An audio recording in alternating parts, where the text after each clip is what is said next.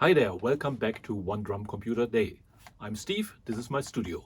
And today I actually wanted to show you the RSF DD30, this little French heavy full metal jacket drum machine.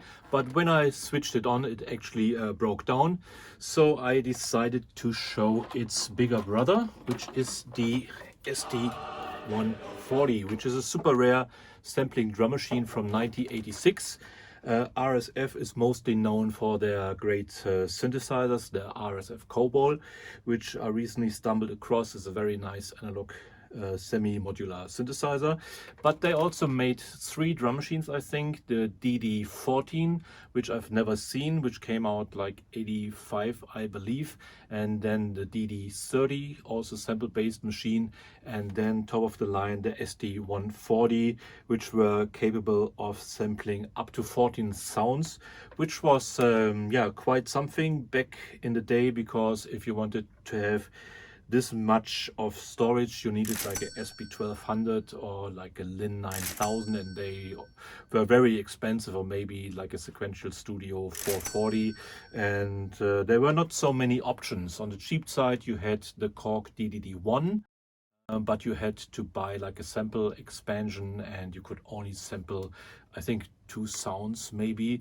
And on the other side, they were the Casio RZ1, which is a very nice lo-fi machine, but also very limited sampling time. I think was 4 slots with half of a second, something like that.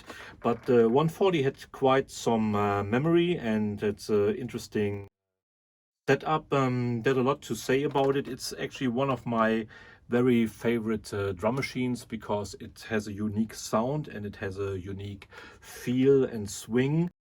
It's very tough to find one, and this was in really bad shape when I actually got it. Yeah, but it was worth the fix. It still has some minor issues, but I kind of like those. You know, it has its own life. Sometimes it's a little bit glitchy or clicky or whatever. You might hear it even in the patterns at the end of the video. I will give you a brief overview of how to sample a sound in the SD140, and also on how to program a pattern. I don't want to dive too deep into all the details. It's equipped very nicely on the back side with MIDI and individual outputs like you would expect from a professional machine. It's made in France. As mentioned, it's hard to find. The whole programming of the machine, it's very complicated. You know, it looks like a DX7, and it programs a little bit like a DX7. Yeah, all right. I would say let's jump into it and check it out. All right, here is the SD140 sampling digital drum machine. I just want to give you a very rough overview and don't want to dive in too many details. I want to make it really short and only show you the unique features of the machine. And the most unique feature is, of course, the user sampling. So you have 14 slots. They were filled with the factory samples when you received the machine, but once you sampled your own sounds, they were all gone. The slots are a little bit different. So there are slots which are only holding like a fraction of a second, like the kick or snare. And other slots, like the crash, they can sample up to 6 seconds. Everything is in 12-bit and 30 kilohertz. And let's be brave and actually try to sample the sound in real time. So I have to go to page number 4, which is the sampling page. I have to press record, and I set it to auto start. So when it reaches a certain level, it should start record automatically. So I press, no, I not press play. I have to select the slot, and I'm using the slot for the tom, and then I have to press start and trigger a sound.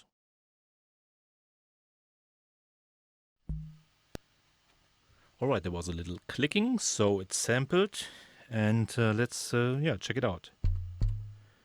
Bring up the volume,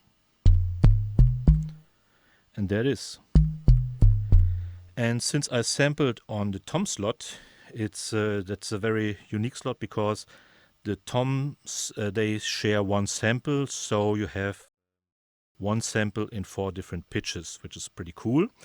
And it's different for the kick and snare. It's of course only like one sample on one pad.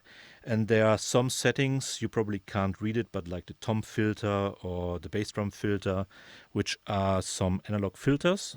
And let's try this with the tom filter here. And you can hear there's some noise in the high end, and you can filter it out. So yeah.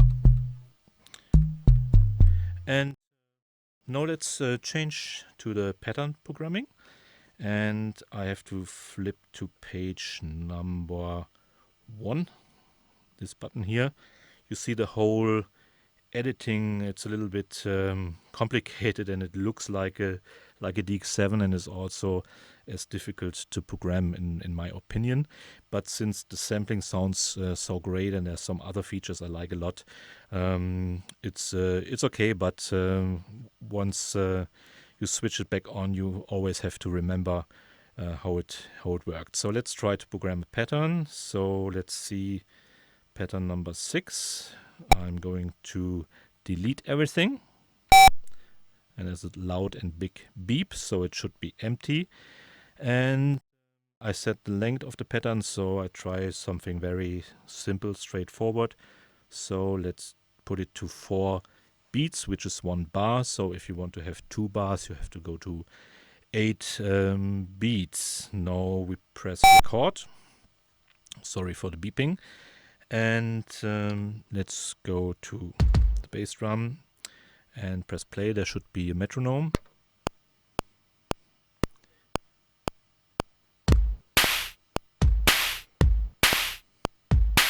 As you can hear, there's the auto quantize. Let's try this again. Maybe there's, let's see, there's a hard swing on it. So all right, the swing should be gone. And now I'm going to delete it once more.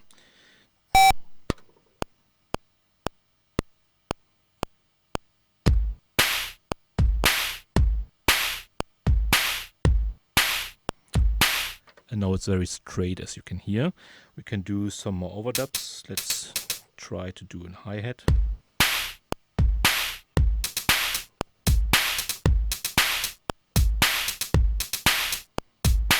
Now I can switch back to my toms, and I can play a little melody.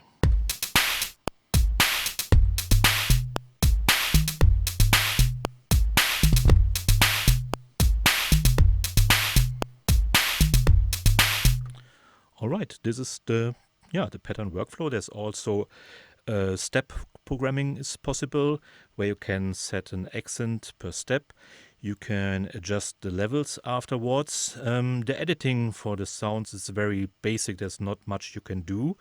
One interesting part is if we here on the sampling page, there's the sample tuning, and it seems to be global. So I can bring it up 12 semitones. And now let's go back to the pattern. Go back to this page.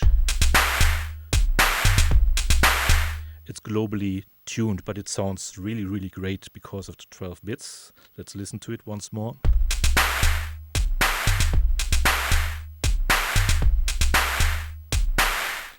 And let's go back to the sample tuning. I have to change the pages, and you have those membrane buttons, which are not feeling like very, very nice. So, okay, I have to make sure I'm page number 4, sample tune, and then let's pitch everything up. So it's funny because up it's only like 10 semitones, and all right, let's go back to page number 1 and press play. And there's some heavy artifacts going on the toms. But this is what I like a lot on this machine. It just sounds great. And one more and last thing I want to show you, which is very special on this machine, is the swing. And now it's on level A. So before, and after. So let's bring it to D.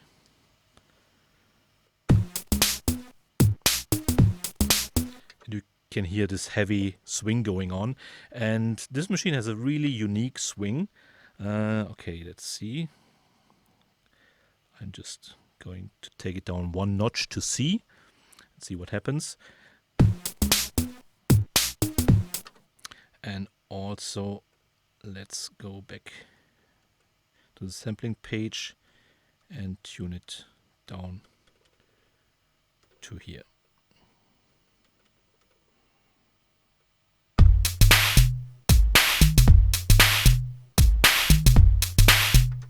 It's a really cool swing. It's a little bit like a 909, I think.